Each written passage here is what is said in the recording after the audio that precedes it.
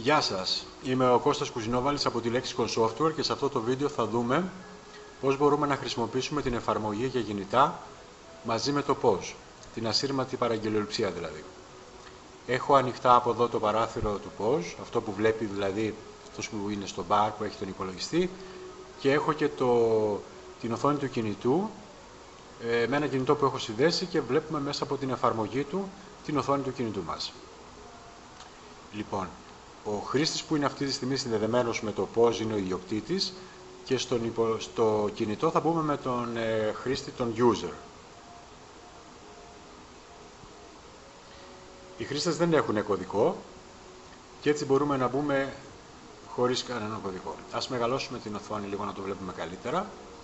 Εδώ λοιπόν σε αυτή την οθόνη ο χρήστης μπορεί να επιλέξει, ο υπάλληλος δηλαδή που χειρίζεται το κινητό, μπορεί να επιλέξει με ποιο τραπέζι θα δουλέψει. Ας πούμε λοιπόν το Α1.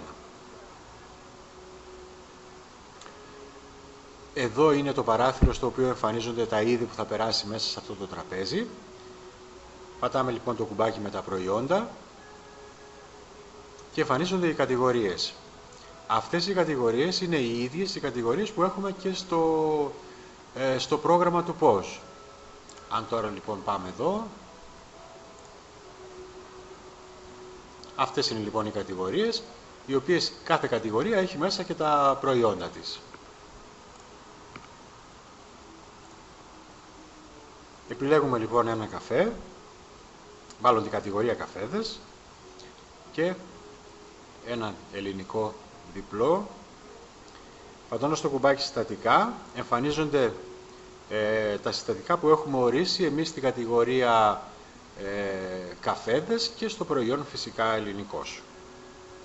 Ας πούμε λοιπόν με λίγο γλυκό. Και τώρα, αφού έχουμε περάσει λοιπόν το προϊόν μέσα,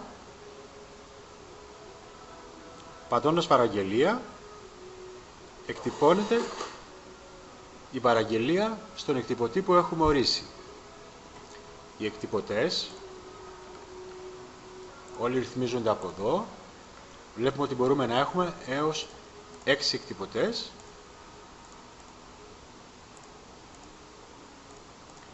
Αν επιθυμούμε μπορούμε να στείλουμε σε ένα συγκεκριμένο εκτυπωτή όλα τα είδη.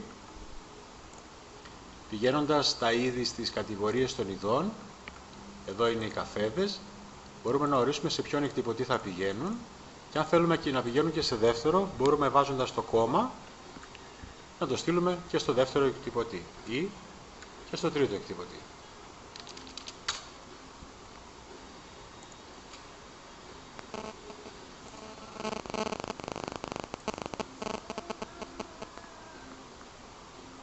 Σβήνοντας από εδώ, μπορούμε να ανοίξουμε άλλο τραπέζι, να κάνουμε μια άλλη παραγγελία.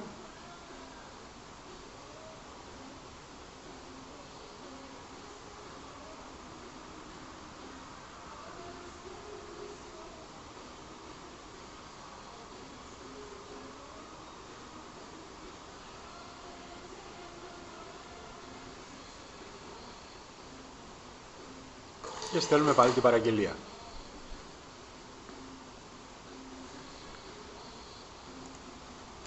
Ερχόμενοι τώρα στην οθόνη του POS, βλέπουμε ότι έχουμε ανοιχτά δύο τραπέζια, το Α1 και το Α2.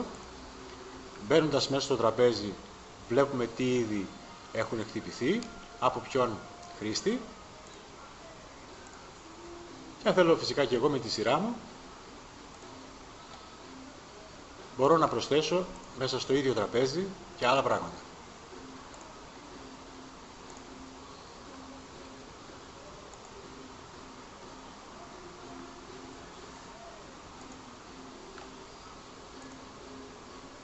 Στην εφαρμογή που έχουμε στο κινητό, έχουμε και ρυθμίσεις, στις οποίες ρυθμίσεις είναι ξεχωριστές για το κάθε κινητό, για το κάθε χρήστη δηλαδή που δουλεύει το πρόγραμμα.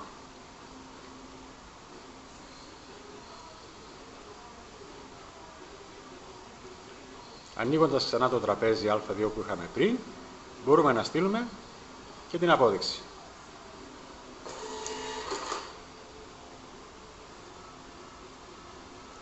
και κλείνει το τραπέζι.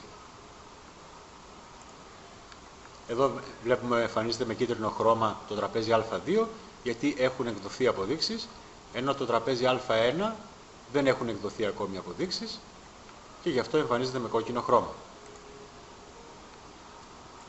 Βγάζουμε και από εδώ λοιπόν την απόδειξη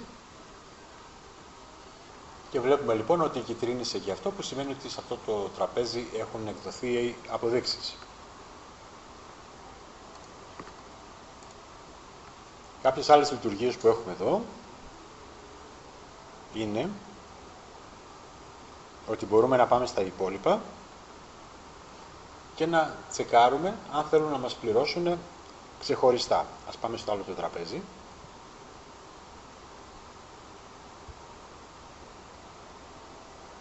Υπόλοιπα και μπορούμε να τσεκάρουμε ότι πληρωθήκαμε, ξέρω εγώ, την σαλάτα κοινόα.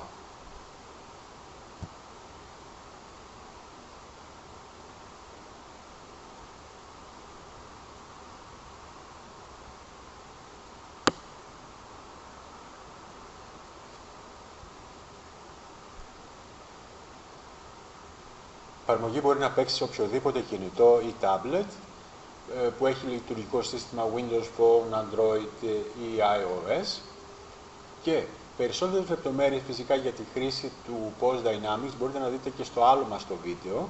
Αυτό το βίντεο ήταν περισσότερο για να δούμε την εφαρμογή μέσα από το κινητό, πώς συνεργάζεται με την εφαρμογή desktop, και κατεβάστε αν θέλετε την εφαρμογή μέσα από το site μας lexiconsoftware.com. Στην ενότητα Downloads μπορείτε να βρείτε το Pose Dynamics δωρεάν για 1 μήνα να δείτε όλες του τις λειτουργίες. Είμαι ο Κώστας Κουσινόβαλης από τη Lexicon Software και σας ευχαριστώ πολύ.